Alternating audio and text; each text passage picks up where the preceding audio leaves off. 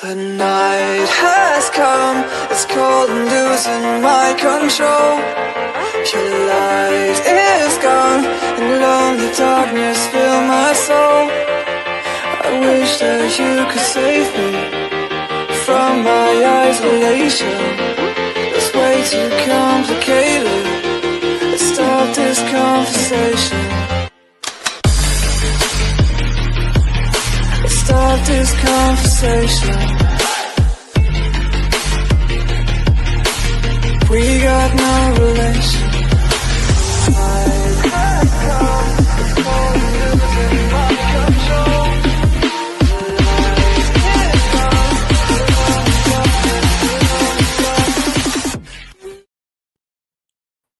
Good evening, and if you're just tuning in, you're either listening to or watching UFO Paranormal and United Public Radio Network. I'm your host, Laura Lee Potvin. A little bit about myself. I am a Canadian psychic medium, crystal Reiki energy healer, Akashic Records practitioner, spiritual teacher, and mentor. I'm also a registered nurse. I'm well versed in near-death experiences, having had one as a toddler myself, and I've studied them professionally and personally for over 40 years. I'm an animal communicator. I'm going to address that in a few minutes because I just took a great course with Julie Jean Bassett, who I see is in the chat here. I'm also well versed in the paranormal. I always say, didn't go looking for it, it found me. And we lived in an extremely violent, not the humans, the spirits in my previous home. And we shared some of our story on the Travel Channel's Paranormal Survivor. You can find that on YouTube. You can find it all over. It's called Demonic Hauntings, Season 4. Episode 9. And I always like to do a shout out for the station manager of our network. And she also has 2 shows too. It's Michelle DeRoche. You will see her in that episode. I did not know her then. I never ever met her. That's how many years ago it was. But she hosts tomorrow Beyond the Outer Realm from 2:30 to 4 Eastern Standard Time. And then she has her main show on Wednesday and Thursday nights called The Outer Realm at 9 p.m. Eastern Standard Time. And we'd like to thank Carnation, and that's a global brand around the world. So for wherever you're listening from or watching, if you see something by Carnation, please consider purchasing that, because we have Carnation Mondays here. They sponsor all the wonderful content and shows that are on this network on Mondays. Like we've got the Light Gate coming up in 2 hours with Preston Dennett and Dolly Saffron. So thank you, Carnation, for doing that. Also, to all my fellow Canadians out there, I see a few of you out there. It's Thanksgiving weekend here, so happy Thanksgiving. I always say we should have it at the same time as our American friends, because Thanksgiving is not quite the holiday that it is in the U.S., let me tell you. If you guys like what you see, please like, share, and subscribe. Tell all your friends and family. There really is something for everyone on the network. It's not all just paranormal and UFO.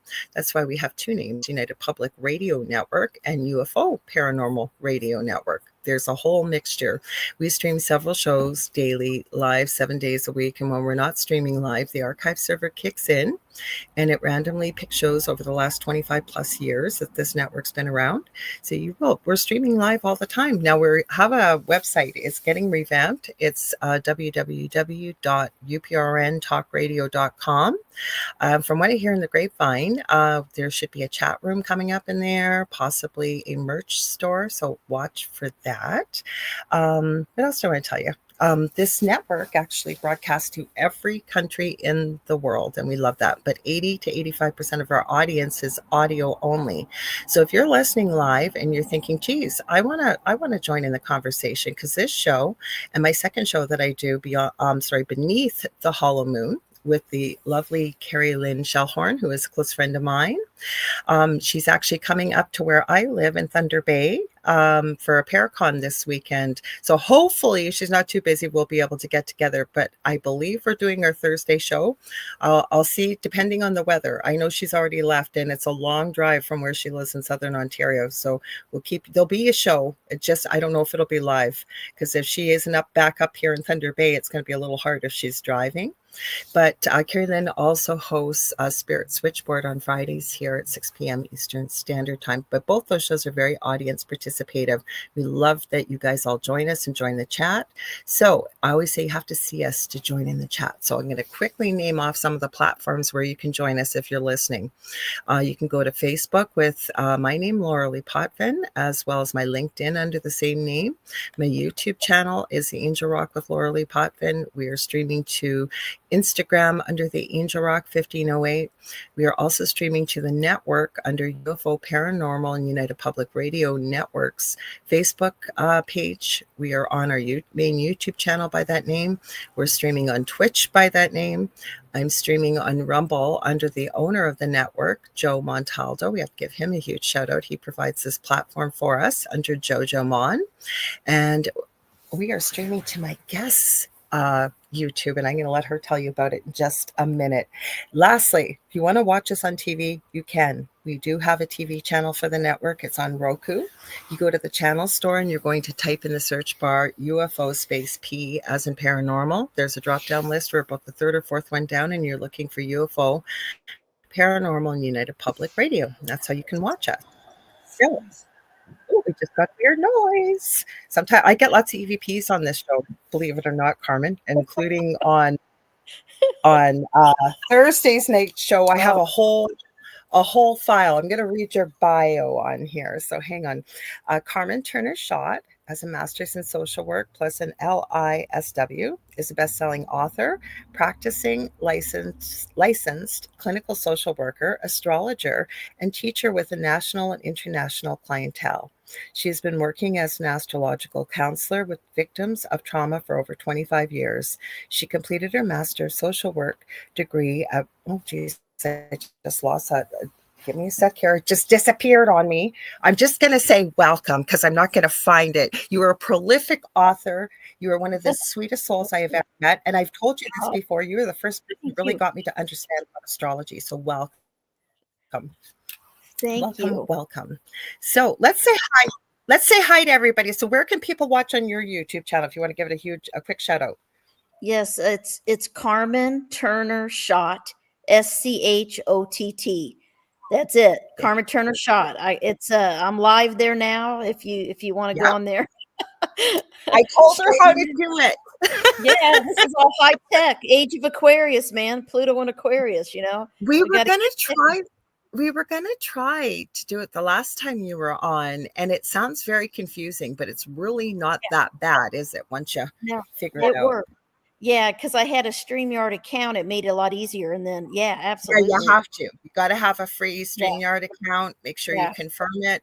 And then if you're on StreamYard, I don't know if the free StreamYard, like if someone's doing a podcast, but the business one definitely allows for guests to stream. So let's say hi to everybody. We've got VetGirl84. We got Mish here. I always say she's joining us from the future because it's Tuesday morning over in Australia. She says has her. She says, how's your hair looking? I don't know who she was talking to, but I seen you guys chatting before we got live here. Heidi Gall says, good day, Laura Lee. Much love from Boulder.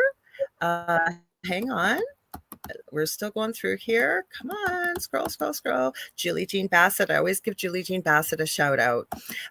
She's an incredible animal communicator. I took my animal communication course with her. She's helped me with several of my animals. And she's also a pet medium. She's an incredible shamanic practitioner healer as well. I've had a session with her that was life-changing. And she just had a class on the weekend about animal chakras. And I have to say, there was a vet there at the class. Like, how promising is that to see a vet looking at that?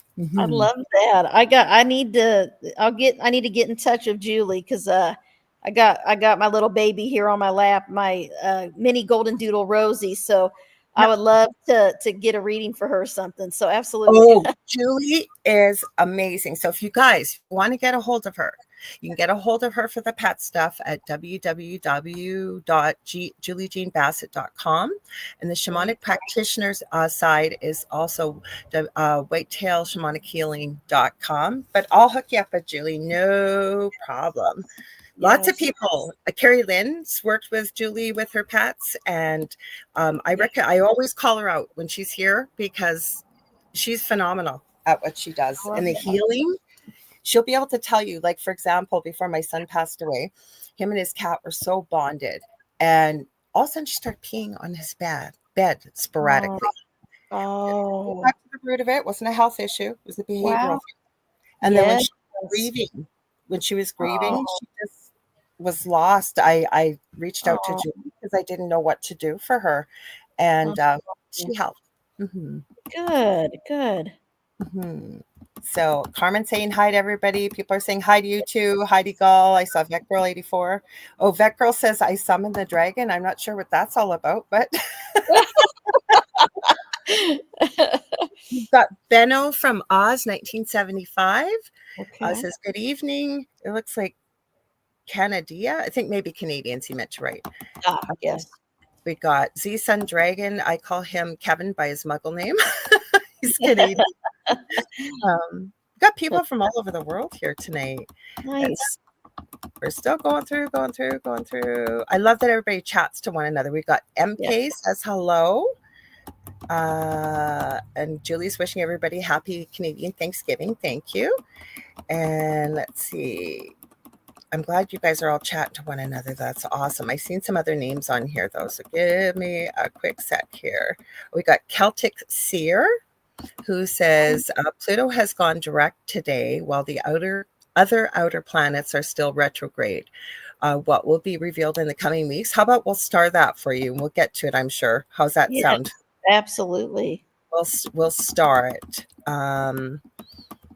Still going through. I love that you guys are chatting, because sometimes people don't start chatting till we're like well into the show. So hang on, I'm scrolling. I think we got another question, so I will star that. Just make sure on Instagram. It's so weird with Instagram. Sometimes it's like nobody, and then you look back and 10 minutes later there's like 30 people there. It's super strange. So let's talk about your books. You've got 2 new books. You want to give people what the titles are, and you got one's coming out in a week, is it? In December. Yeah, the Astrology's Zodiac Archetypes is the brand new one that isn't released yet. It's out for pre-order though. But my book that just came out in August is Your Astrological Energy, and maximize the power of your birth chart. So it's really about how astrology's energy, and that's why astrology works, and how we can harness all 12 signs energies, because we have all 12 zodiac signs somewhere in our natal chart, our birth chart. And so I talk a lot about the planets in each sign, each house, the transits, how that affects you when you have a transit of the planets through the different houses, and then how to harness each sign's special strengths. And then in Astrology Zodiac Archetypes, I wrote this book with Bernie Ashman, a good friend of mine, and he and I kind of merged my love of Carl Jung and, the psychologist archetypes are very similar to the 12 zodiac signs. And then we hit on the past life patterns in our astrology. Let's back up for a second here, because we're going to have people listening. We've got some people that understand astrology, but there are other people that have no idea what it is, what a birth chart is. Just a quick overview for people and why astrology is important. Yes. So for those that don't, are learning or beginners. So, what you read in the horoscope, just your sun sign and all that's just one little part of you. That is not the depth of astrology. So to truly, understand, it's pretty simple. If you think about this, on the moment, time, place of your birth. So your month, your date, your year, your place, your time. If you look up from the earth at the sky at that moment, there's 12 star constellations. We call them the 12 signs. They're in the sky. It's astronomy. They're there. Astrology has been around before there was even astronomy. Just so you know, it's been around since ancient times. So those 12 zodiac signs are there. And then there's 10 main planets that we use in astrology. And we do asteroids, but I'm not going to get into that. It's a whole thing. But the 10 main planets, and those planets are going to be in a certain star constellation when you're born. And then what we do as astrologers, we break the sky into 12 sections like a pie. It's like we take Okay. a picture of the sky at that moment, Mhm. time, place of birth. We put it on a piece of paper, and it's a wheel with 12 houses. They're numbered 1 through 12, and the planets are going to be in one of those houses and one of those signs. And then there's things going on in the middle of that birth wheel on the paper. That's aspects, which are energies that are going on between those planets when you were born, when we took a picture of that sky at the moment of your birth. And that is what we call the map of your soul. I call the birth chart astrology, the natal chart, a map of your soul, because that chart does not change. That is your destiny, your soul's mission this lifetime, your personality, how you love, your strengths, your weaknesses, your gifts, things you bring from past lives, your psychic abilities, you name it. I can see it in a birth chart. And I just help validate for people what they already know about themselves, because astrology is energy. The full moon affects the tides of the ocean. It affects our emotional nature. The moon sign is your emotional nature. The sun sign is your main identity and personality that you show the world. And there's a lot to it, but that's basically how we get a birth wheel. You got to know, to really know your natal chart. You need to know your time of birth, AM or PM. It's really important to have the most accurate chart. Your month, date, and year, and then your city, state, country. And you can go on astro.com, or you can, contact me, and you can put your information in and it'll give you a wheel, just like I was talking about. And it's a symbolic language. So it's the symbols. So there's a little cheat sheet that I do when I give people a wheel that'll tell you all the symbols, what planet it is, the symbols of each sign, the 12 of them, what those are, and then, the houses, what they represent. So it's kind of like the planet's energies is what makes you who you are. And whatever house it's in is where that energy is expressed in the world. It's where you express that energy in your life. So even twins can have a very different personality if they're born enough time apart. So Yeah. because the moon sign changes every 2 hours, or every 2 to 3 days. The rising sign changes every 2 hours.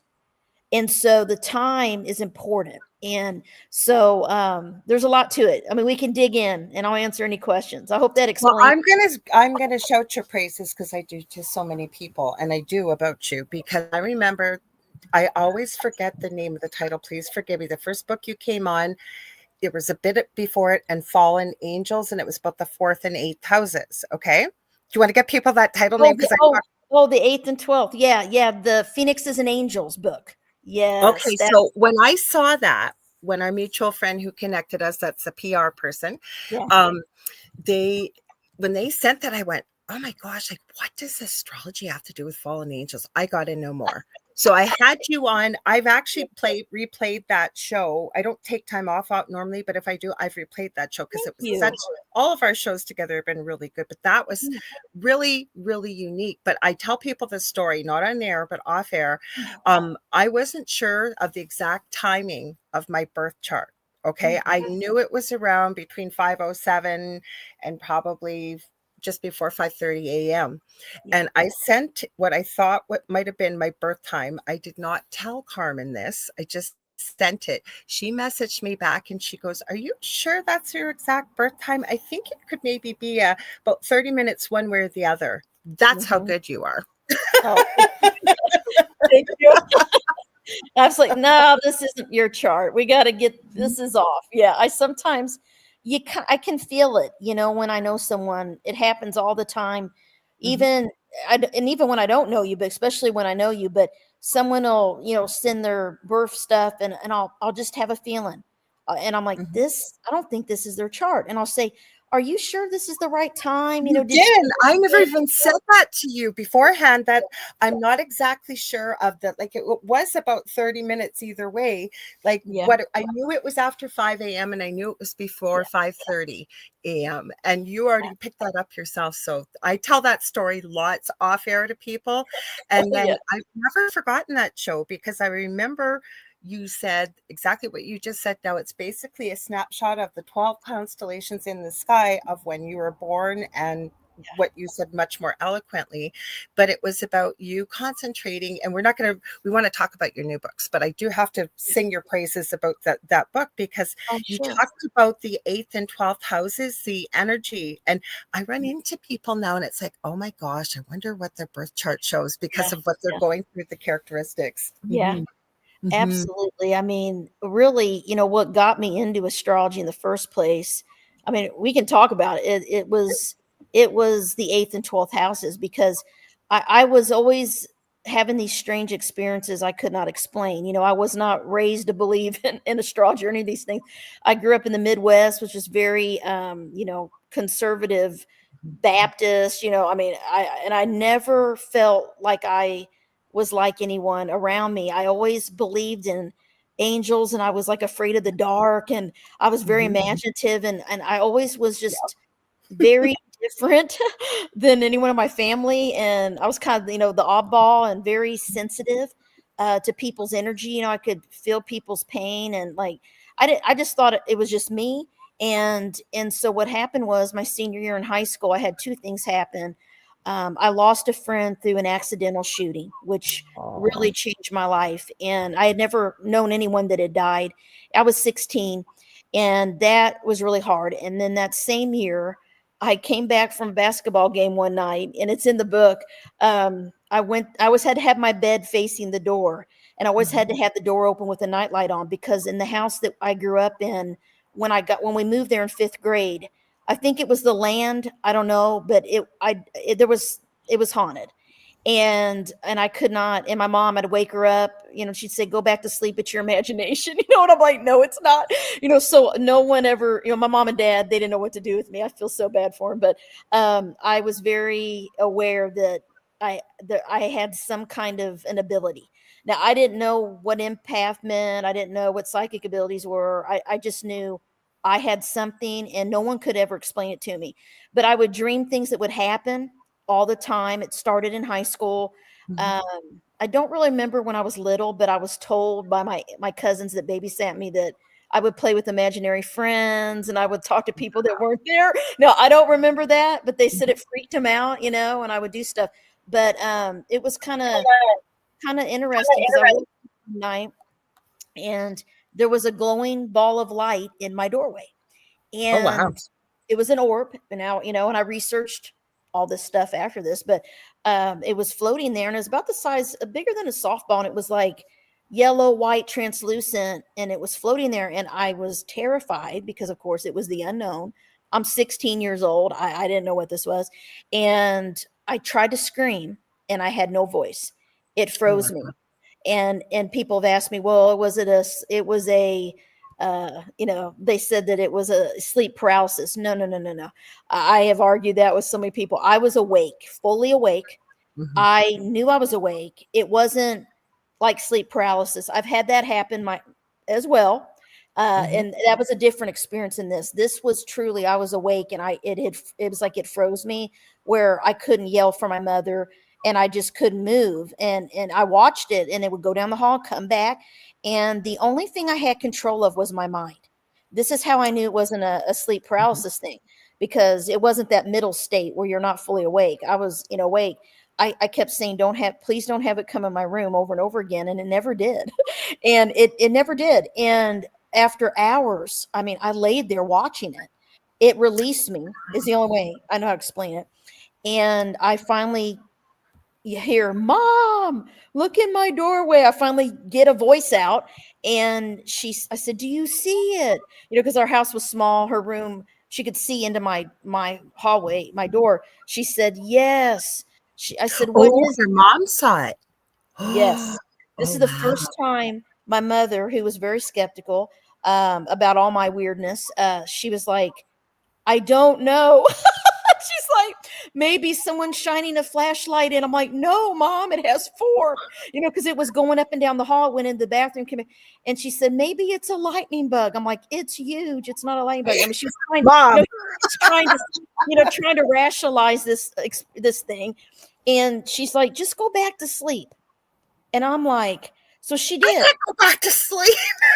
I laid there like terrified, the Oh, rest of the night till I think I finally passed out from exhaustion, guys. I mean, I don't even, and I woke up the next day and I went in there and to the kitchen and she said, that was not a lightning bug. I have no idea what that was. And she was scared.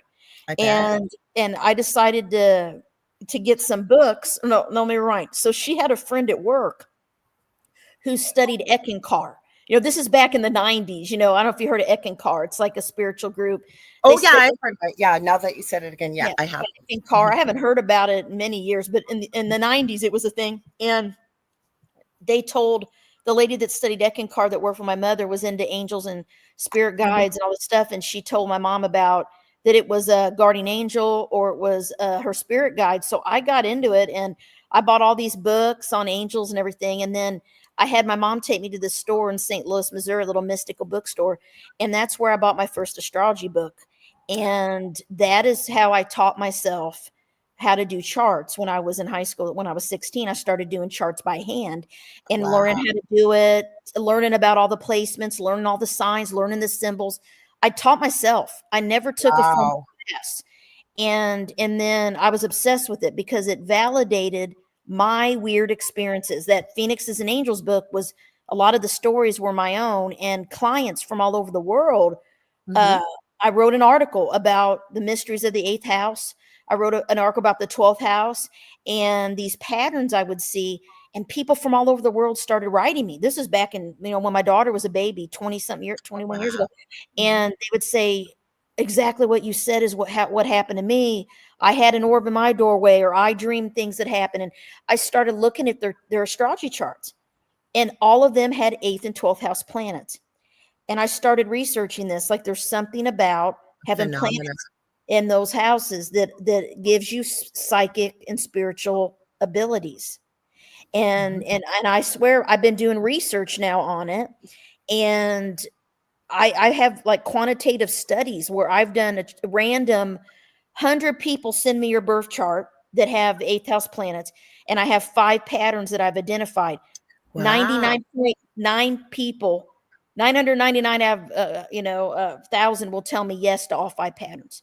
Same with the 12th house. And I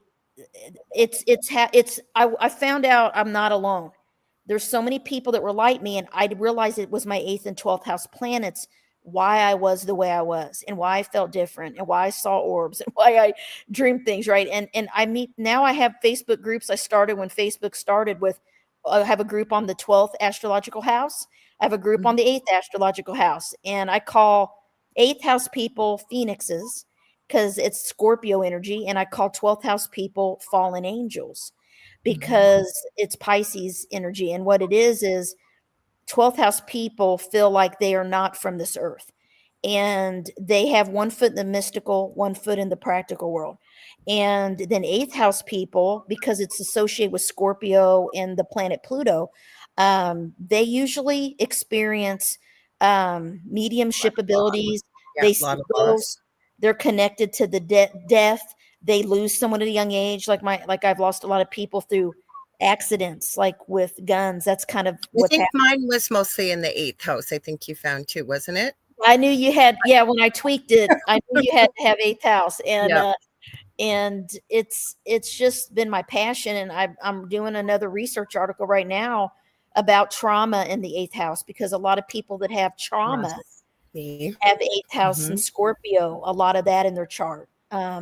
And it's pretty cool. And I've just spent my life researching astrology, and I'm a therapist. I'm a licensed clinical social worker. So this is like a fringe topic, right? That it's becoming more popular, but I'm trying to show other helping professionals, counselors, social workers, that this is a tool of self-awareness. And I did a presentation recently. I got a new job. I'm teaching social work for MSW students. Yeah. So I'm teaching about crisis intervention, working with trauma survivors, all that. And I was asked to present a fringe topic and in Kentucky just a couple weeks ago, and I did it on astrology.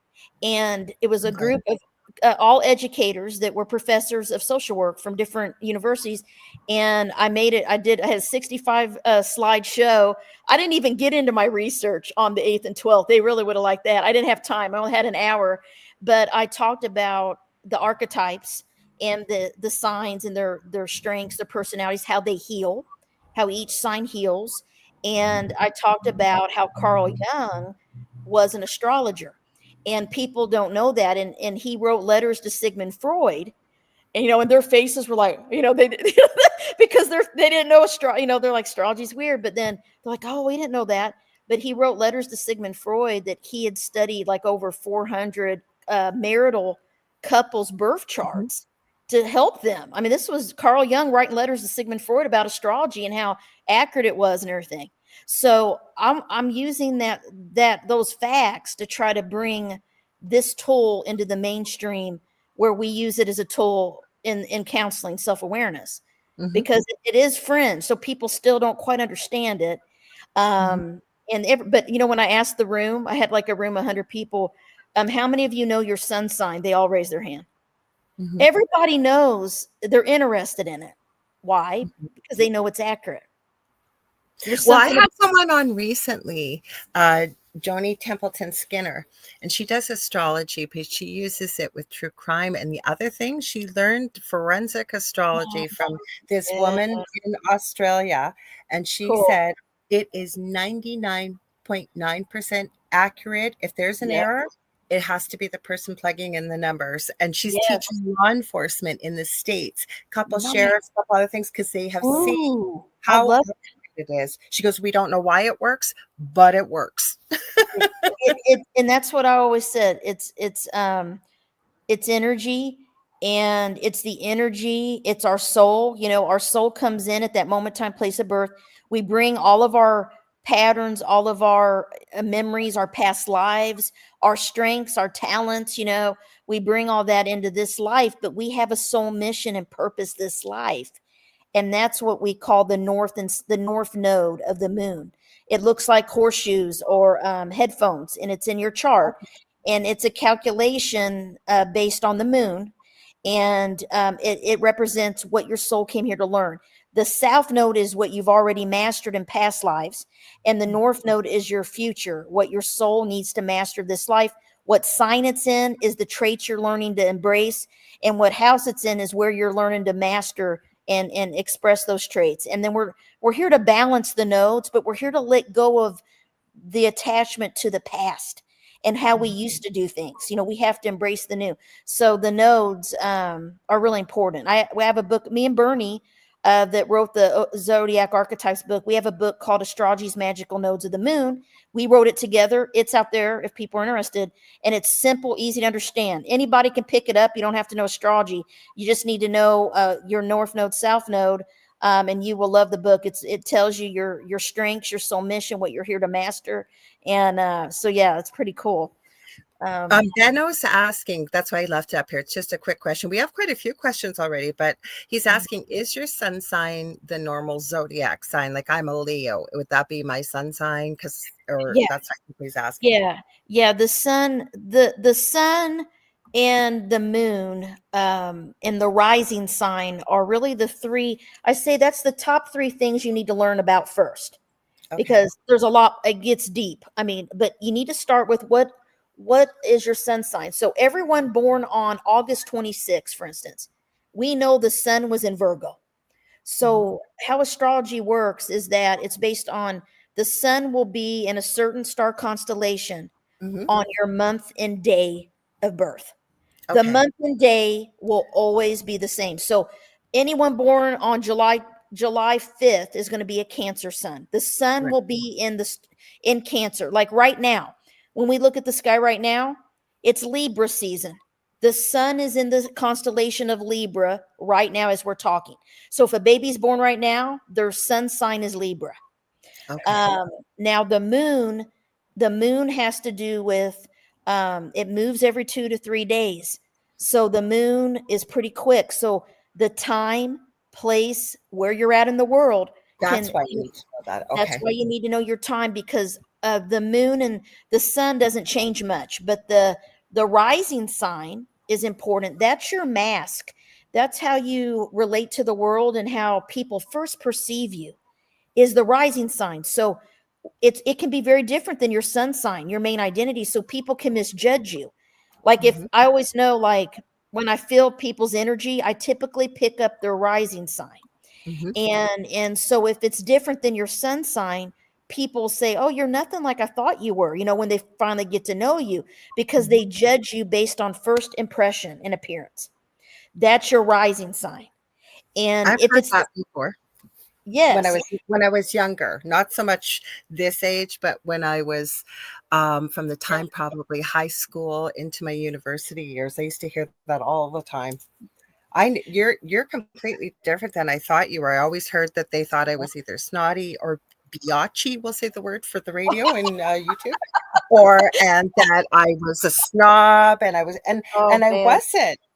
I was no, like an athlete, like you and I've talked yeah, about basketball affair before, like, and I was nothing like that. And I heard that no. all the time. I heard a lot of things in university from even one of my profs. That's how I realized I was very powerful as an empath, being able to affect a classroom. I came in late and I was upset about something. I didn't usually get upset, but I didn't slam my books. There was about 60, 70 nurses in the same classroom. No. And I sat down very quietly, and the prof stopped the class and said, do you know, Laura Lee, when you enter the classroom and you're in a great mood, the whole class is in a great mood. But when you're not, she said, that's Oh, also that way. And I didn't come in angry. I wasn't slamming my book. But I have no. never forgotten that. Never, ever, ever. Wow.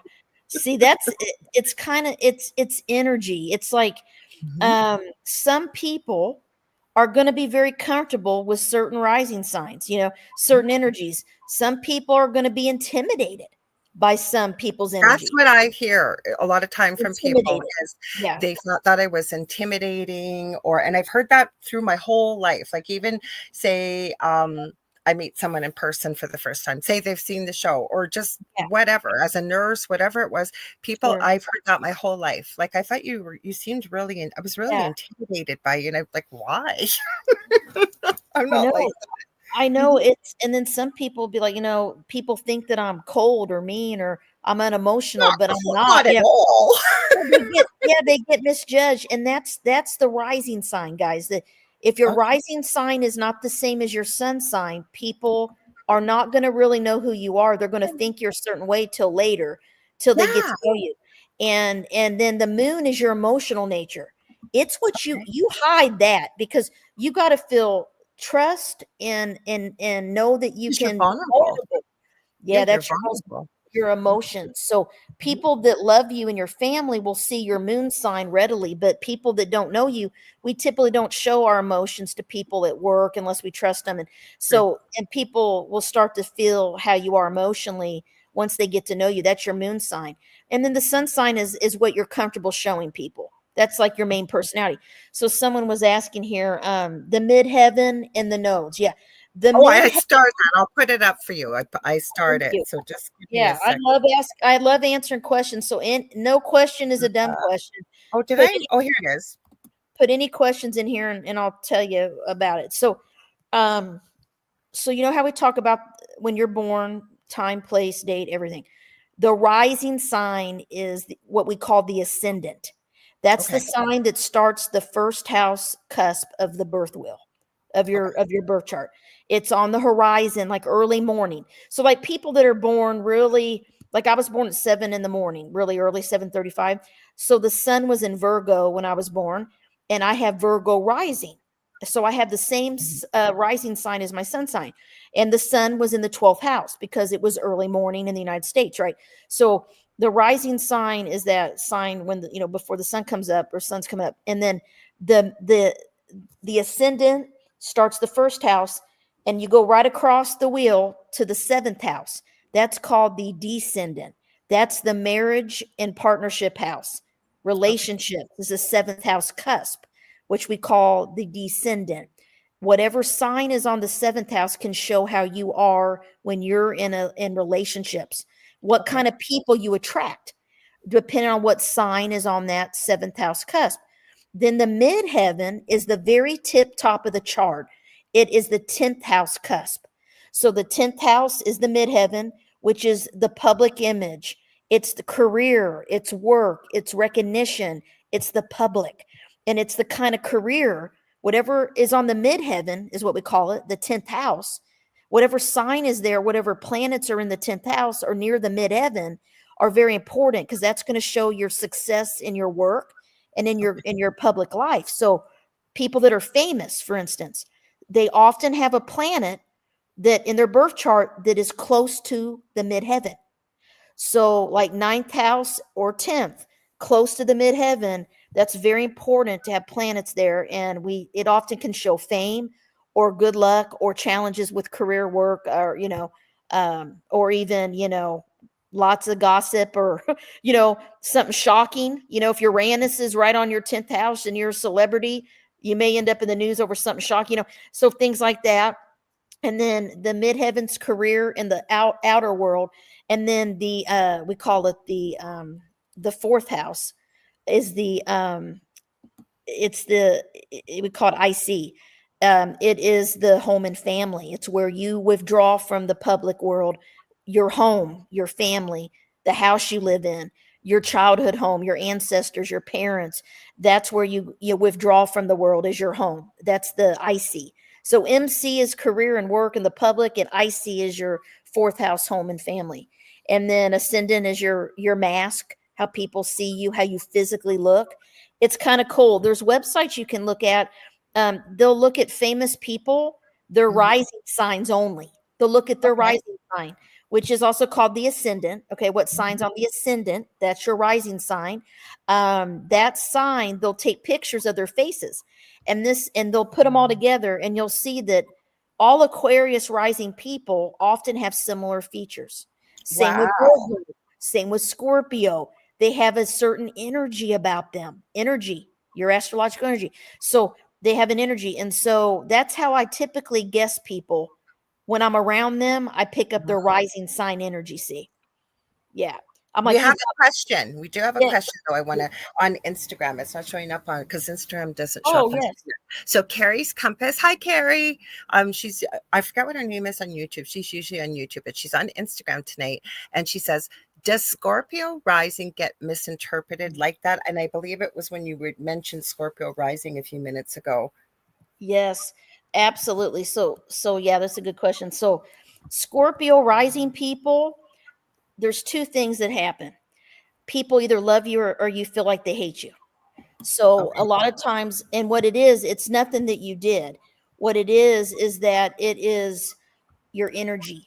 Scorpio rising people are very intimidated by them, because there's this secretive, mysterious, hidden intensity about you when you walk into the room. So people are either very drawn to you. It's same with 8th house people. People either love us or hate us. They want to tell you all their problems, share all their problems with you. Oh yeah, they tell you everything. Don't know you even. And I think my record was 8 people. I was at the Dollarama, Canadian Dollar Tree version thing, and I didn't mind, but I kept thinking, what the heck is the matter with me? Like, I know I am an empath. I do know, like I said, I have to be very careful of my emotions when I go out into a crowd, and it's not being egotistical. I know I can affect people, but I was out, and it was during the struggle over the last 5 years, we'll say, without saying the word, and people were lonely, right? And I had 8 people, different people, come up to me, and some of them were crying, and they were like telling me their whole life story. And then they go, I don't know why I'm telling you this, right? But they find you. It's energy. They don't know what it is, but it's energy, right? It's your vibration, it's your energy, it's your Scorpio rising, or your Scorpio sun, or 8th house planets, which is Scorpio house, Scorpio moon. People tell me this a lot, and that Scorpio rising, it's similar to 8th house people, and people that have Scorpio placements. People want to come to you for healing because you have a very healing energy. Okay. But then they also feel very vulnerable around you, because then it's like they feel like, oh shit, excuse me, oh crap, they know my secrets. They know they know me, and then they feel a little embarrassed, and then they'll you'll feel like they reject you, or they run from you, or they cut you off for no reason. And then Scorpio rise, like, what did I do? I helped them. It's not you. I tell this to 8th and 12th house people too. It's that people are either very comfortable with your energy, they need healing, they're drawn to you because you have a high vibration, and then they share and share, and it's okay. I got to where I started noticing this pattern in my life, and I'd be in the grocery store. People come up to me. My grandpa just died. My son, Yes. telling me all this stuff, or I And was I'm not abused. laughing at the poor people. I'm laughing at you got what I'm saying here, kind of thing. Yes. And I thought, why are people telling me all these things? I mean, and that's why I became a counselor, because I knew there's something about me that people want to talk to me about things. And so that's kind of what led me to be a social worker, honestly, because I was always listening to people's problems and trying to give them advice. So, but I started really getting into this, and I would notice that at work, it happened at work. And so a coworker was like, oh my gosh, I got to talk to you, and they come and shut the door. And I'm like, listen, I'd say, listen, and every mortal enemies would cross my office. Like everybody would come in, and they trusted me because they know I'm not going to repeat anything they tell me. And then it got to where, oh my gosh, like I know who hates who, who's in love with who, or who's being cheated on, or I knew everything, and I didn't want to know because I'm not doing counseling with you. These are just people I work with, So no, but it's like that even with me too. Like, and I'll say to close friends, like, I had a crazy busy day, and you're not going to divulge people's confidences, but I might have had 30 messages from people that are having a difficult time, and they're not necessarily close friends, and I feel honored that they feel they can trust me. But when you try and explain that you're busy, right, and people, everybody respects it, but it's like, well, what are you doing? Kind of thing, right? Well, you gotta have. This is what you gotta have. Well, you as an empath, this. When you have psychic abilities or boundaries. I had no boundaries when I was growing up. Like I was wide open. I felt everybody's stuff. I would get drained. I gotta have my alone time and solitude. I'm a homebody. Like I gotta withdraw from the world. I love to be home, and I just love my alone time. But I also like people, and I like to be social and learn and talk. So I had to go in the world. So I had to learn to protect my energy and have boundaries. And I had to visualize a bubble around me. All these things are in my books that I learned to do to protect myself, because no one explained any of this to me. I mean, I was like, I just figured it out with astrology. Why? And then, but this girl, she came in my office one day and she wanted to tell me something. I said, listen, and she was a Scorpio. And Scorpios always are drawn to me too. But I said, listen, I said, are you sure you want to tell me? I said, because I don't want you to act different around me after you tell me. I started trying to prevent people to overshare with me too quickly, because they want to overshare with Scorpio rising, Scorpio sun, Scorpio moon's 8th housers. They want to overshare. And then it's like, we had a bond with them because we got deep with someone, but then when they withdraw, we feel hurt, and then we take it personal. And I tell people, don't take it personal. It's just your energy, and some people can handle being around it. Some people want to, come in your field a little bit, and then they can't handle being around you very long. Some people want to be with you all the time and are obsessed. That's what my problem usually they love to be around you, right? So you just got to learn to say no and have boundaries and everything. But yeah, it's well, Carrie fast. Carrie, I'm sorry, I went blank when I seen you on Instagram. So she popped over so she heard when you answered about the Scorpio, but she's saying, I wish zodiac signs were taught in math in school, because it is so mathematical. Another day here where I never used algebra. I got to agree with you. I had to know math being a nurse, but it was not my strong suit. And yes, I agree. There's many things I wish were taught in school that would be helpful. I know, right? And that's the thing. I never liked math, and but in the old days, we didn't have all this technology and computers, so you couldn't do an astrology chart without doing it by hand. So I had to learn how to do longitude, latitude, how to look up all the degrees of where's everything at on that day, time, place to even do people's charts. And I would draw them. I don't know how I did this. I look back in the 90s. I'm like, I used to draw the planet. I draw it, use my rulers to draw the aspects, the squares, I did all that. And then now it's like you get a computer program. I can put everything in. It's done in 2 seconds. I don't have to do the math. So now a lot of astrology schools that you get certified now, and you can go to school and get a degree in astrology. They make you they make you prove that you can do a chart by hand. That's part of graduation, because that is how we always did it. We never had the computers to do the math for us. So I don't miss doing that because I hate math. So it's much easier for me now. Either. But in the old days, you had to know a little bit of math and geometry. I mean, you had to be able to do, measurements and longitude, latitude to even do a birth chart. You had to. And I don't know how I did that. I have old binders with charts I drew. It's pretty cool. And but yeah, I right now it take me a little time to do one, because I'm rusty. I used to do them all the time. Now it's like astro.com, my Kepler, I do my own program and it pops it right out. Well, you used to do that because I had a chart from you. I have been looking for it forever, because when you first came on the show a few years ago, if they went to your website, you could sign up for that. You got this beautiful 27-page report. I've been looking through every computer. I know I didn't throw I it. can send you it again. I'll resend it. I got it in Oh there. my gosh, I'd be eternally grateful. Thank you. Yeah, absolutely. I got a new program too. I got a new program. It's an older one, but I have a Mac, so it won't work on the Mac. So I got it on my other computer and I missed it because I used to have it, and it's really psychological. It's really cool. It has pictures and it's a prettier report than the one I sent you. Because I have got this. This is something I had years ago that I couldn't find. I found it. So. Oh, I'm glad. Well, Mish is asking.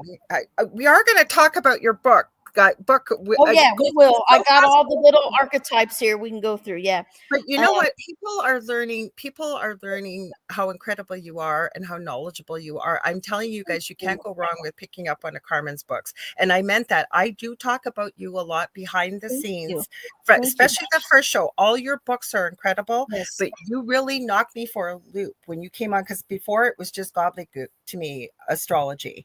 And you were the first person, hand to God, when you explained what happens and why you need your full name, where you were born, the time, as a snapshot of the sky of where you're located, of all the 12 planets. I went, now it makes sense. So Mish is asking, has Carmen heard of human design? She says it works with astrology. Yes, this human design became a big thing several years ago, and I've got the books. I took classes on it and stuff like that. What it does, I still prefer traditional tropical astrology. It's what human design does is it brings energy, the energy, the chakras, and a little bit of basic astrology into its analysis. So, I mean, I know a lot of people that are human design specialists. I mean, they only use human design, and then I talk to them about how similar it is to the birth wheel. But yeah, it kind of brings in, like we talked about, energy, chakras, all these things. It's different than traditional astrology because it's done a little differently, but it's very similar. And yeah, I think it's interesting, like I think I'm a manifester or something. Yeah, I did all that. And it's unique. And I see it as a tool, like, it's a tool of self-awareness. So like there's so many tools, there's tarot, there's astrology, there's human design, there's energy healing, whatever you're interested in. I learn about everything. I mean, that's what I say. Find what resonates with you. And a lot of times, that's why I'm offering consultations. If I got 1 hour, 90-minute ones, I do compatibility, marriage, relationships. I'll do an in-depth psychological analysis of your chart, past lives, your career, whatever you want. And I also can do astrocartography, like best places to live for you, things like that. So I do deep therapy. It's like a deep session when we do a chart. And I usually, I wanted to offer everyone 10 percent off if you want to do that with me. Oh, that's wonderful. I've got it up on the screen, guys, but anybody, you can get, is that the code they would put? That code 10 underscore off at HTTPS, because there's people listening, remember, colon / www.carmenturnerschott.com. And so you guys, please, take advantage of that. And actually, I'm looking at the questions. I don't usually, when our little friend when he sends a book, we've gone through some of the list anyways, talking about what we're talking about now with this new book. I Yes. would love for you to explain about archetypes. Yes. And we've got so many questions here too. I'm going to start starring them again. I just saw a good one from Paranormal I, Heart. well, Kat is on our network, Oh, Kat nice. Ford. She has Yes. her own podcast called Paranormal Heart Podcast on Tuesdays. So, Nice. do you want to answer that now? Or you want to say it? Because Yeah. I'd like you to get into the book. Yeah. So absolutely, I use my intuitive abilities, and I also open up the Akashic records for everyone I do a chart on, Oh, I because the love that. Akashic records are connected to your chart, your past lives, your patterns, your energies, your lessons. Everyone that's in your life now, we can tap into that in your Akashic record. I'll share symbols with you, and sometimes it just mirrors what's in that in your records, your Akashic records. So yeah, I do use my intuitive. Sometimes it's like totally intuitive, and I'm like, this is what I'm feeling. I'm just sharing it with you. This isn't like something in a book, And Well, so kind yeah, of like what you did to me. Like when I sent yeah, you my time of birth yeah. and I never said, Knew I it don't was think Kat was here. And yeah. Carmen messaged me back, this was a couple of years ago, and said, "Are you sure that's your birth time?" And I hadn't mentioned her. I wasn't sure of the exact time. Mm-hmm. Yeah. Yeah, they're a mirror. It's so neat. I'll just share the story real quick. Please, I you can talk about whatever you want. We I got don't 2 hours. I mean, we got plenty of time. But yeah, I had a friend that Mhm. was from Korea, and we became very good friends. We had worked together a long time ago. Thank you. I know I can't see and read without them, but I don't always wear them. But what happened was she could see people's futures. She would see your record, your soul future. She would know all these things, right? And then she was telling me things about myself, and I'm like, and then she knew I told her I do astrology, and I started teaching her. I did her chart, and she said, and what we realized practicing together, this was back in early 2000. I mean, this was a long time ago. My daughter was like not even born yet. I have a 21-year-old. So she's like, wow. She's like, this is what I see in the soul record of this person, because I would tell her about the chart of the person. That's what she would see. It was hard for her to explain what she would always see or feel about someone's soul, but we started realizing that it was the same thing. So I would share things about, maybe their marriage and relationship karmas, their soul mission. She's like, and it would be what's in the chart. So then she would tell me what she saw.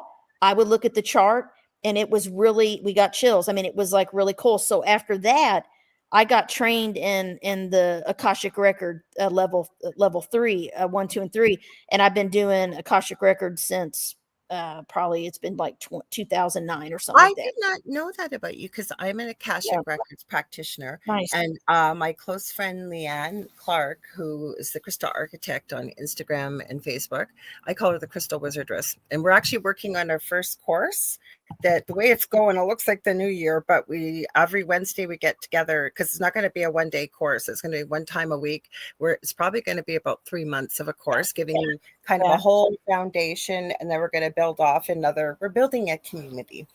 Yeah. Anyways, she does Akashic records, but she also does it differently. And I love that because I think we have to find the way that works best for us to access, if you will, universal consciousness, the Yeah. connection, whatever you want to call it. And I did Yeah. not know you did it. I'm glad to hear that. Yeah. I'm really into automatic writing too. Like that. Oh, yeah. That's how I wrote my sun signs, houses, and healing book. I wrote it. I took Did leave. you? Yeah, I took leave from work for 2 weeks. This is in 2020 when I had that book. Mhm. And people asked me, how did you write that book? Like, because I had a very demanding job full time. And I said, I took 2 weeks of leave. And what I did was it just flowed out. I opened up the records and did my automatic writing prayer. And I write by hand. So I had pen and paper, not typing, and it would just flow. And I just wrote pages and pages, and then I typed it all up later after I hand wrote that book. And that's how it flowed out. It was flowing. Now that's nice when it flows. And other times I've had writer's block where I'm like, oh my gosh, like, how am I going to write My this? deadline's coming. you know, oh my gosh. So I like it when it flows, but man, when it I doesn't haven't flow, done it in forever. And I was in my previous home, the one that was haunted.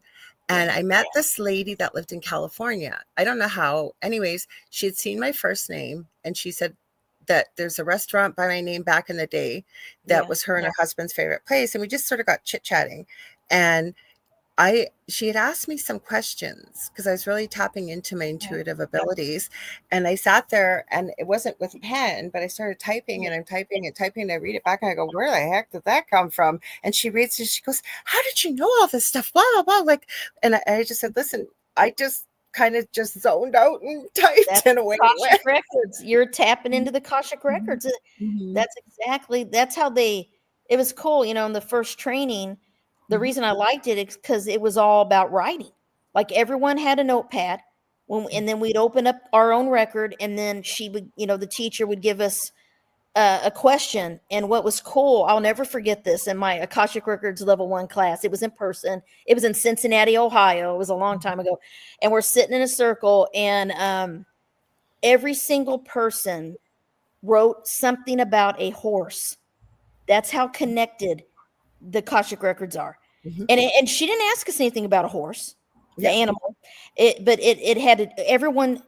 I saw a horse very clearly.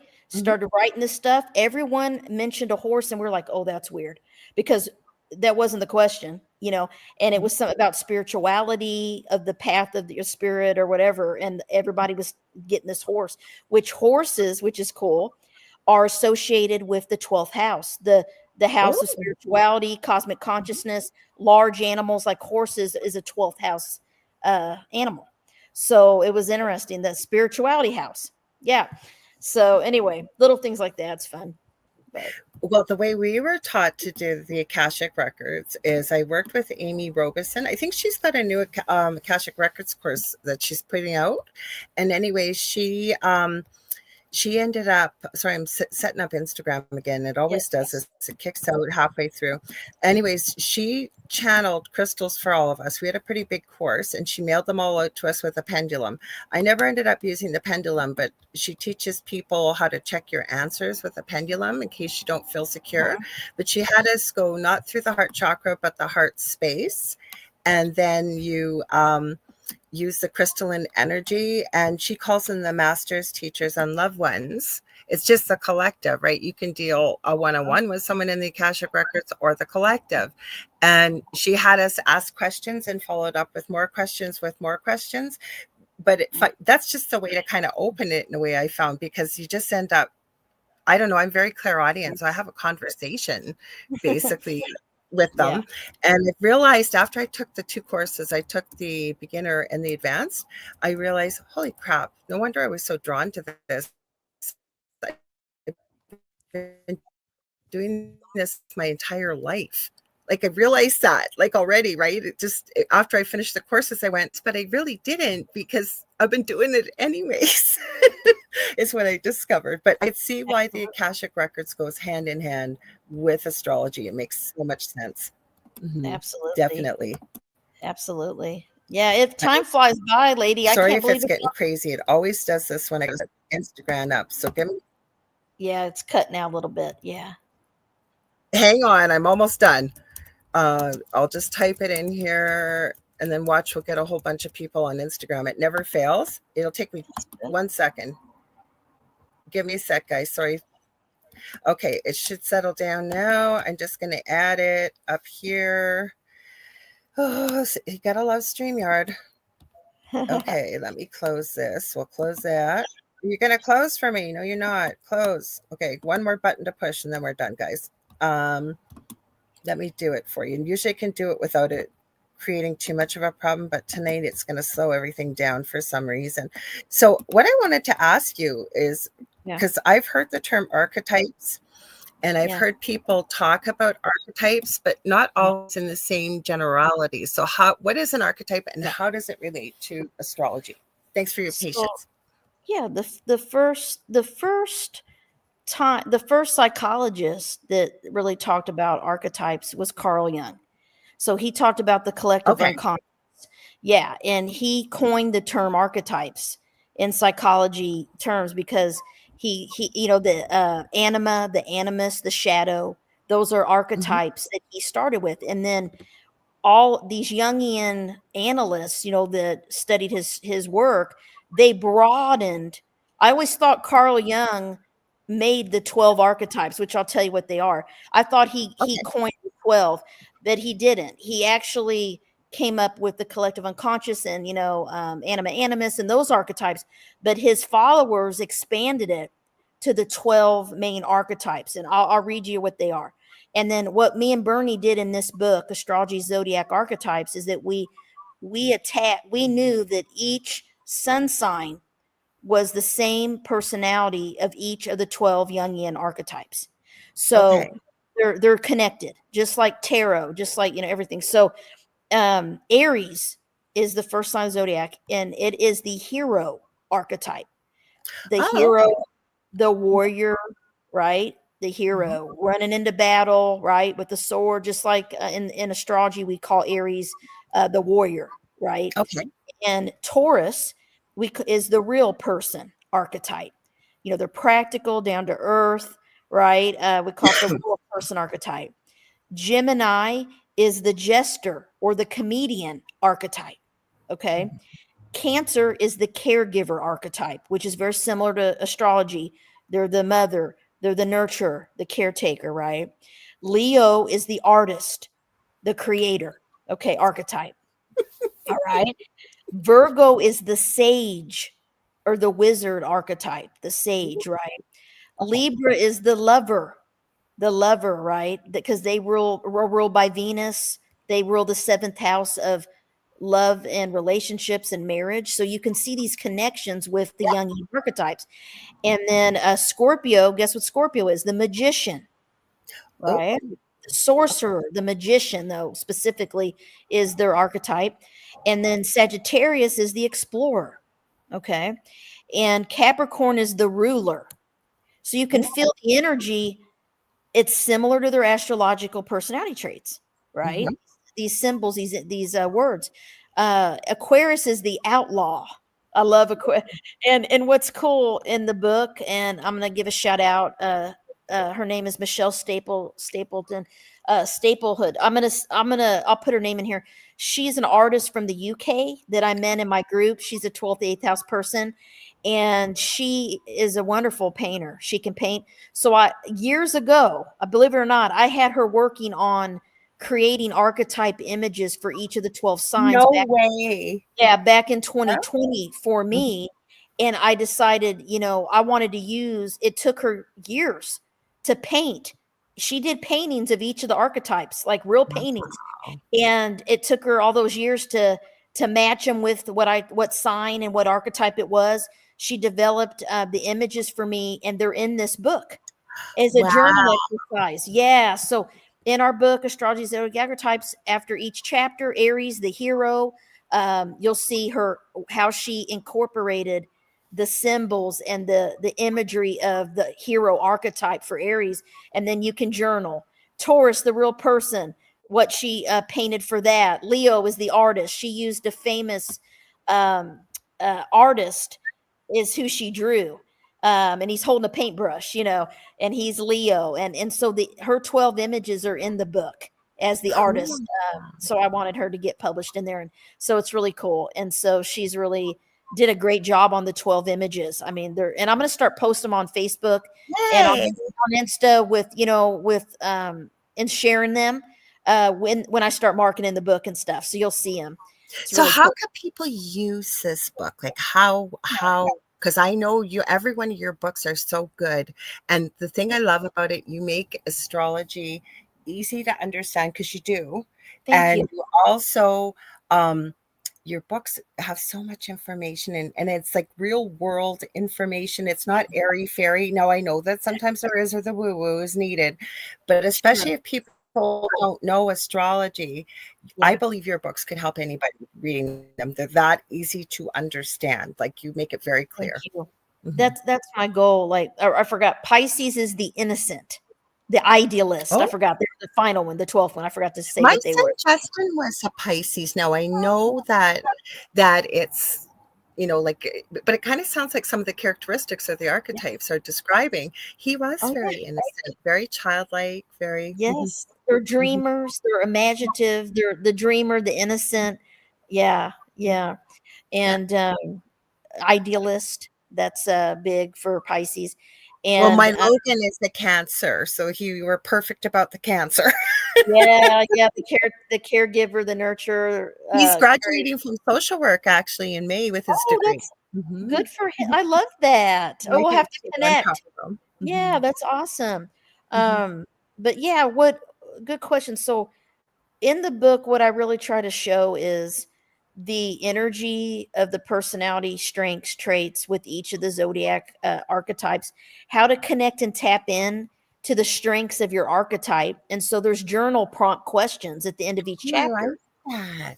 for each sign to think about what they resonate with the archetype, the image of the painting, the picture, how if they connect with it, what they Yep. want to learn more, what they want to harness, and so we start off with that in the introduction, and then we get deep because we dig into past life patterns of Okay. every sign. Okay. Ooh. And how and what each sign is here to overcome, and what patterns they tend to repeat in this life, and that we link that with the sun sign specifically, and of course we bring the energy of the nodes and the different energies into it, but it'll help you understand the things you're here to master and learn, and maybe things you're meant to let go of or change about yourself, and lessons, like for instance, Pisces, their greatest challenge is learning to have boundaries. And That's what I put up Benno's. He said Benno from Oz, 1975. My wife is a Pisces. I can never understand her, but he put a funny comment below that he said, sorry, keep missing it. Come back. He yeah. says, did I lose it? Oh, I hope I didn't lose it. Hi, Bob Burnell. You're sharing it out. Thank you so much.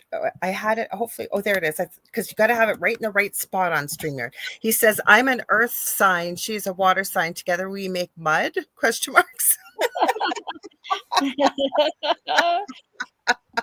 Oh my gosh. But it might help you, wouldn't you think, with the archetype? Like if you knew what the archetype was of, say, your spouse or your partner, maybe to be able to Yeah, understand a little easier. absolutely. I mean, the 12 archetypes of Jung are the 12 zodiac signs, similar traits. And this is what the book's about, and sharing that, and you'll be like, oh, this is cool, connecting this. We dig a little deeper into ancient history. So Hippocrates, okay, the father of medicine, right? You're a nurse. Yep. He was an astrologer. All the medical stuff that we have in old medical books, they started realizing that certain, people born on certain dates, sun signs, had certain health vulnerabilities. And then in old medical books, you'll see a drawing of a man, and the symbols of each of the 12 zodiac signs, we call them symbols or archetypes. Aries is the ram, Taurus is the bull. You'll see the bull on the throat. Aries, the ram picture is on the head of the man in the book. Gemini's the arms, the respiratory system, the limbs, and you'll see the symbols. Scorpio's the reproductive I've seen system. that analogy though before years ago, and I don't want to say it's a medical textbook, but somebody had done some research. I don't know if it was a couple studies looking at astrological signs and the propensity for where they may be vulnerable to develop illness or disease, as they would say. Absolutely. And where he came up with some of this, it goes back before him to the four humors. Have you heard of the humors, which are, they used to look at the bile of our system. Yeah, I've heard that. Yeah. That's related to the four elements of astrology: earth, air, fire, and water. Yes. And the signs of the zodiac are associated with each of the humors. Because Chinese medicine also starts to get into the elements as well. All of this has been around for a long time, but there's quotes, and when I was doing my presentation, I did a lot of research on this before I presented it. And I always thought, if you look online, it'll say that Hippocrates said something, and I found out he really didn't say that. He said something similar, but you'll see a quote online, and it's He says that a physician that doesn't have a knowledge of astrology is not a physician, but a fool. I agree because, okay, I don't Would quote he? me 100%, but I Yeah. believe Nostradamus also knew astrology. Yes. Because I was listening to the, well, basically Dolores Cannon transcribing through a hypnosis subject and him explaining the Nostradamus, well, I don't know what you call them. Basically, everybody thought it was doom and gloom. And he said, no, I wrote it this way because of the time I was in, and I could have lost my life. Like, you guys are completely off base with a lot of this. But he also talked about the healing, and he was years ahead in medicine, and a lot of it had to do with astrology. I remember that. I'm positive. Mm-hmm. It's all connected. I was going to answer a couple questions here. Oh, good, good. Because Heidi, I saw that. I yeah, started. Let me put it up because people that are listening yeah. won't know what we're talking about. So I'll read it for you, Carmen. Okay. Carrie Fast is saying, I would love to hear you talk about Chiron. I am told this wounded healer. Sorry, I got to read it here. I haven't got my glasses on. I am told this wounded healer, and there is a generation in this, like I am born 1974, being Chiron and Aries. I've heard the name, but I don't know what Chiron means. Yes, Chiron in astrology, it's an asteroid, you know. It was found, you know, when we looked at it, you know, some, you know, planet asteroid, you know, Chiron is the one asteroid that I do use when I do readings for people because You said that it's at the beginning about asteroids. You said we weren't going to get into it. yeah. I'm going to get into this one. Chiron is called the wounded healer, and it goes back. You can Google this, guys. This look up the story of Chiron and what happened to Chiron in mythology. Okay, that's Okay. the same energy and lessons of Chiron in our natal chart. The same kind of wounds, which means we feel betrayed. We have some type of betrayal that's happened to us, right? I have Chiron in Aries, just like Heidi and Carrie both do. So that it has to do with everyone has a Chiron somewhere. And like I said, when your moment, time, place, year of birth, Chiron is in one of the star constellations. So if I was born 75, it looks like you guys are born around the same time as me. So Chiron was in Aries for all of us, absolutely. And I was in 1965, so okay, so Chiron, you probably have a different sign for Chiron in your birth chart, but Chiron in Aries is a big deal right now because Chiron is in Aries in the sky right now too. okay. So what it is doing is people that have Chiron and Aries in their birth chart when you were born, we are going through many intense lessons of healing and forgiving the past, letting go of the past, healing our wounds, our traumas. Chiron and Aries is bringing all of our traumas up to be healed right now. And Okay. and what Chiron is it's where we have to heal something, and then we become a wounded healer and help other people that have gone through similar things we've been through. That's what Chiron is about. It's the wounded healer in our birth chart. I It's think where that's the best healer, personally, is when you were in, because I believe I'll be working on inner healing till the day I die. I have a goal of learning something new every day. But the other thing is, while we're a work in progress and we're working with others, you know what? Because I think we can feel it. Not that we know what someone's going through, but we can understand from an empathy perspective because we're a work in progress. I'll say myself. Is that wrong what I'm saying about Chiron? Because that's what it sort of sounds like. No, absolutely, absolutely. You know, Chiron. This is the cool thing that no one told me about until I got a little bit older. I figured this out with astrology. Is that you know, when you talk about the midlife crisis, right?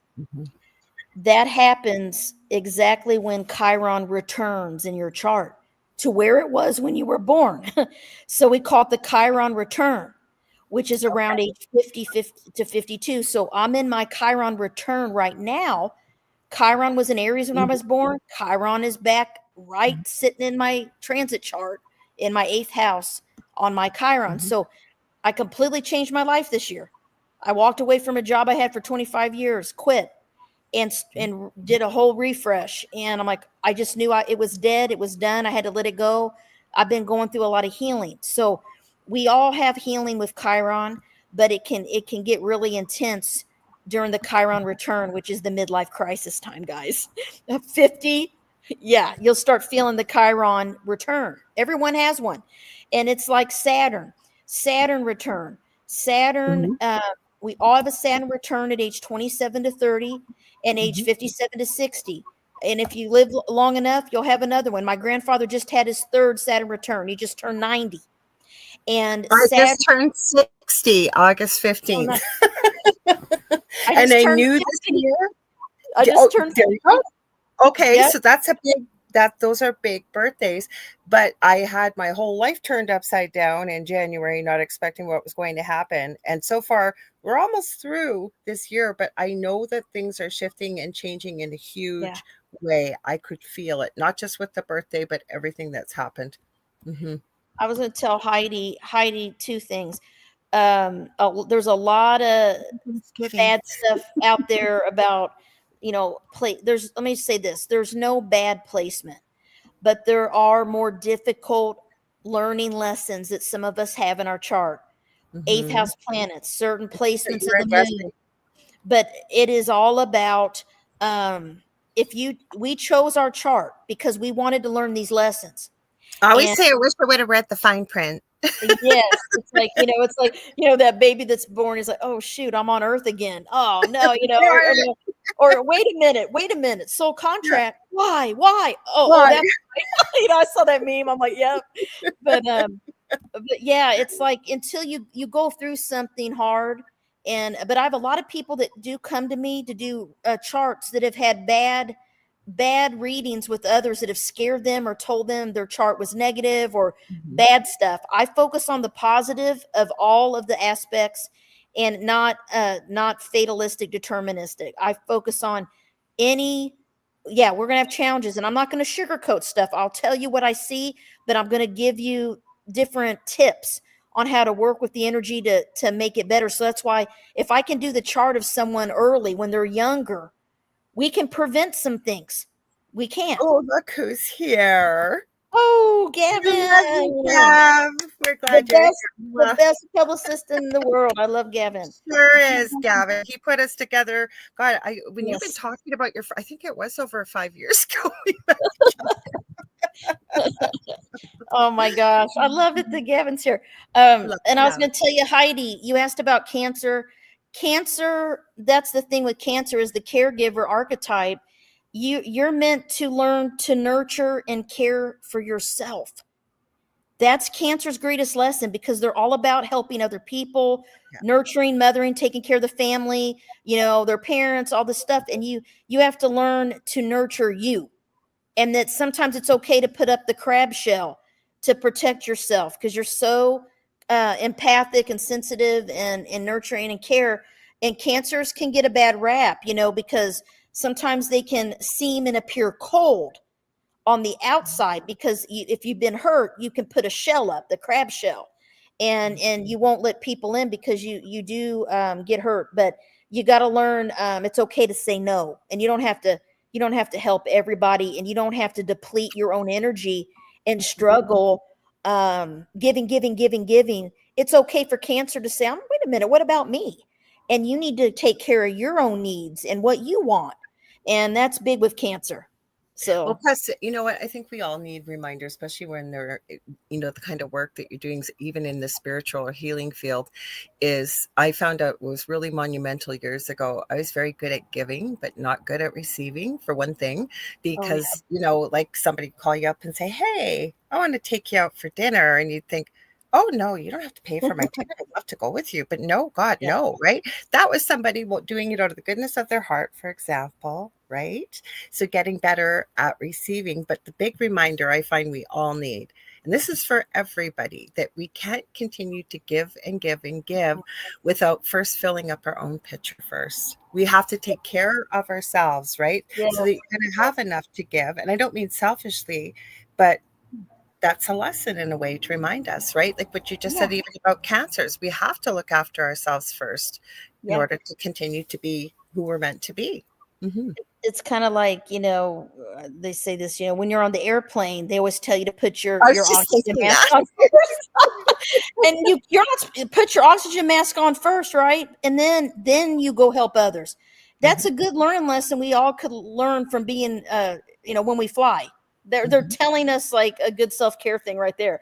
But yeah, it's the thing with self-care. All the signs self-care in different ways, and it's not going to work the same for everyone. Okay, because depending on if you're fire, air, earth, or water, what your sun sign is, your primary, we have all the elements in our chart, right, in our personality. But I can look at your birth chart and see where you lack an element, because sometimes we might have no air in our chart, or we have all fire and we have no water, or we have all water and no fire. And what happens is we start attracting people that have the energy that we lack. And that doesn't mean it doesn't. And then there's a lot of problems in those relationships because you're not really the most compatible, but you attract what you lack. You also attracts like A lot of sense. That makes so much sense. Because I've been beginning to say over the years, at the age I've gotten to, I don't think I'm very good at picking. I'm not. Well, maybe that's what it is. I'm lacking one of the elements. You do. You're drawn to your opposite, and I used to always draw my opposite. And then, I knew, because astrology really saved me from many bad situations. Thank gosh, because I ended up marrying a Virgo born the same day as me, and we've been married 26 years. But before that, I always would attract Aries, and they were awful for me. Hurt me, cheat, lie, all that, betray me. And I'm like, what? But it was like I knew them. As soon as I walk in, I knew it. And what it was for it, I can see this, I can look at everyone's chart and be able to tell you these things if I do a reading with you, because it has to do with the 8th house. What sign is there? I have my moon in Aries in the 8th. That's why I drew Aries sun signs. Not the best match because I have too much earth. I have a lot of Virgo, even though I have a fire moon. So you have to look at the whole chart. You got to look at everything. Right. And what signs on the 7th, where is your Venus and Mars, your love planets? We want to look at that. There's so much that goes into it that I can share with you if I do a consultation with you and tell you, this is who I recommend that you look for, these signs. People with these traits, these energies is going to be a good match for you. But I always know this is who you're drawing. And they're like, yes. I'm like, it didn't work. And they're like, yeah, or this is a good match for you. I'm like, yeah, I married a Capricorn. I'm like, that's a good match for you. And so you'll see, these patterns in the chart, and I can share the compatibility things. I'm thinking of one client I have now that I think I'm going to connect you with, that this may help a lot. Yeah, give her the 10% off coupon. She can go right on my website and book a consult. I have I have a calendar thing you can book and shows my openings and all that stuff. Yeah. So you mentioned your second book because you got another one, right? That's out already. Is that the one you were going to talk about? We're going to do the Zodiac Archetypes is what we've been doing, but I do have another book. That's what I thought, because I'm going to have her back on, you guys. I am, I promise. Yeah, I'll come back. Now I have 12 books. Total. I don't know how. Wasn't one of the first books when I met you it was about 5, almost 6 years ago. And now you got 12 books. I'm so impressed. I have 12 books. So how it started was I self-published my very first book in 2010, and it was called The Mysteries of the 8th House, Phoenix Rising. Okay. That is about my research that I shared about people that have spiritual, unexplained experiences, all these things with ghosts, death, loved ones, all these things. Yeah, my middle name should be, if it's weird, it's me. And you're an 8th houser, see? That's my book. So I wrote that, and then I tried to get it published, but I just couldn't get my foot in the publishing world. They said no one wants a book about one house, so I kind of gave that up, and I just wrote for fun, wrote to help people, and then I got I'll tell you the story. I got this publisher, and they want me to write a book about all the houses, so I did so. And then my editor left and something happened. This is back in 2010. And they're like, oh, wait, we're not going to publish it now. There's just not a market for it. So I self-published it. It's called A Practical Look at the Planets Through the Houses. It's out on Amazon, self-published it, and then I ended up finally having this idea about healing and sharing my research on the signs and how each of them heals, how they transform, and how they become more resilient. So that's my Sun Signs, Houses, and Healing book, which was my very first published book with a publisher. And then I started publishing with Old Books, John Hunt Publishing in the UK, where Gavin was my amazing publicist. And I did my Mysteries of the 12th Astrological House, Fallen Angels. Then I did my Phoenixes and Angels book with them as well, Mastering the 8th and 12th Houses, same publisher. And then I did Astrology's Magical Nodes of the Moon with them, about the past lives, soul mission. Me and Bernie wrote that one together. And then now Astrology Zodiac Archetypes is me and Bernie. Again, another book with Old Books. And then I have Your Astrological Energy with Llewellyn that was just published in August. So it's out there. It's a thick one. Yeah, all my books are written in a basic way that you will understand what I'm talking about. Like how I'm talking to you now is how I write. I'm not talking about high level, math, longitude. That's why I said you were the first person. And I told you that the first time you were on my show. I said you were the first person that it actually makes so much sense to me about what astrology is, why it's necessary. And the other revelation, I don't think I've ever told you or ever said on the show. After you were on, I went, holy crap. When we come to Earth here, you feel like you're all alone. You have been sent, if you want to call it your father, your mother, whoever sent you here from where you came, you've got a whole backpack that you're not aware of. There's astrology. We have guides. We have, I could go on and on and on. There are so many tools out there to help support us and tell us why we're here and that we're not alone, like what we're here for. Mm-hmm. Well, I saw this video. And I didn't know if it was fake or real, but I think it was a real video. It was black and white of an interview with Carl Jung. Okay. And like I told you, he was an astrologer. And they asked him, do you believe in God? Mm-hmm. And he said, I don't have to believe. I know.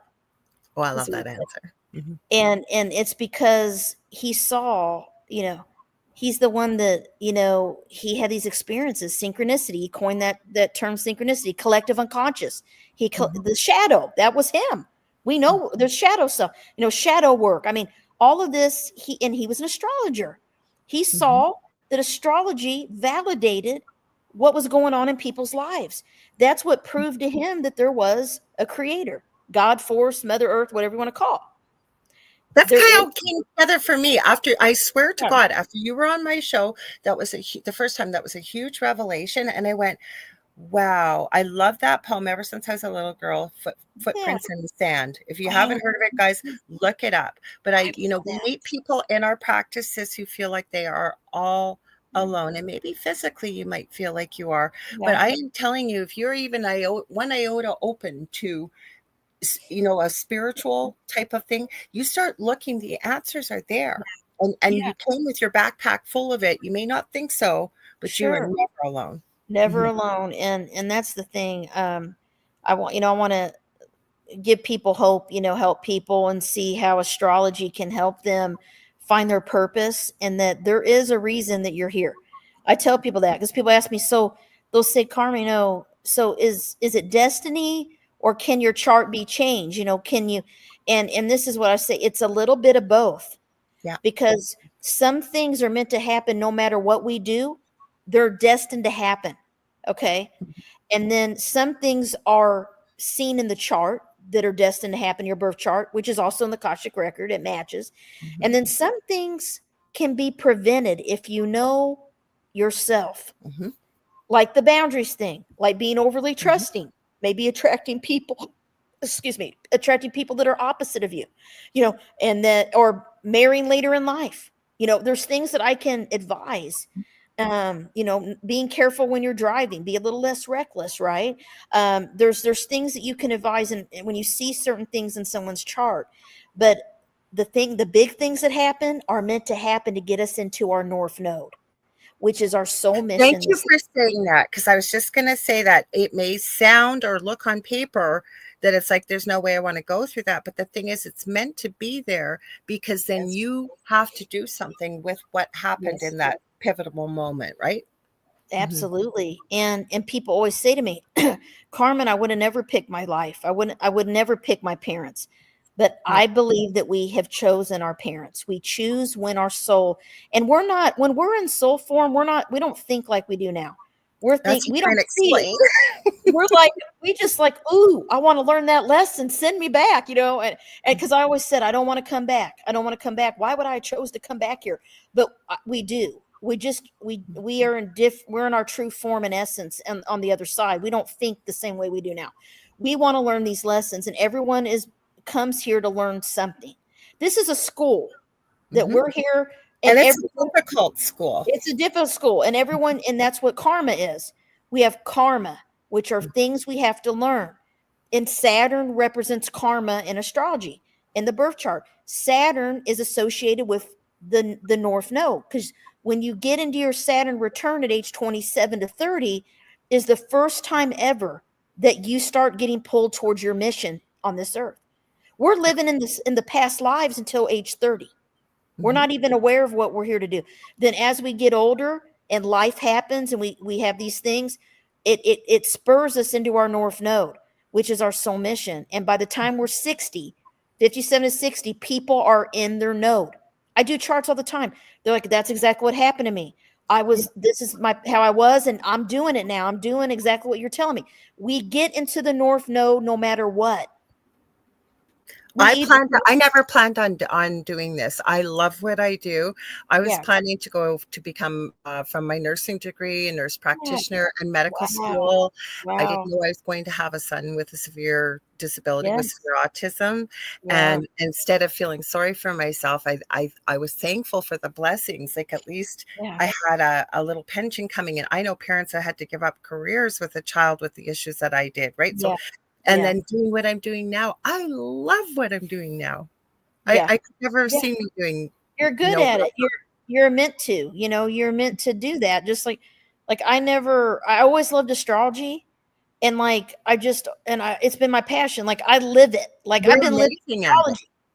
I've been living it. Like, I live it. I talk like day to day. Where's the moon? Full moon, guys. Mercury retrograde. Like, and people work like, and they're like, Carmen, is Mercury retrograde? So I try to plant seeds to open people's minds up to this. And that's been my goal throughout my 50 years I've been here now is to open up people's minds about these things and to help people understand what's going on. It's energy. The energy of the planets going on in the sky right now. Like, we just had eclipses in September. It's been kicking everybody's butt. Everybody I've talked to, they've been exhausted. They're getting sick. They don't feel good. They just feel down. I mean, I got friends that have anxiety. There's a lot going on for people.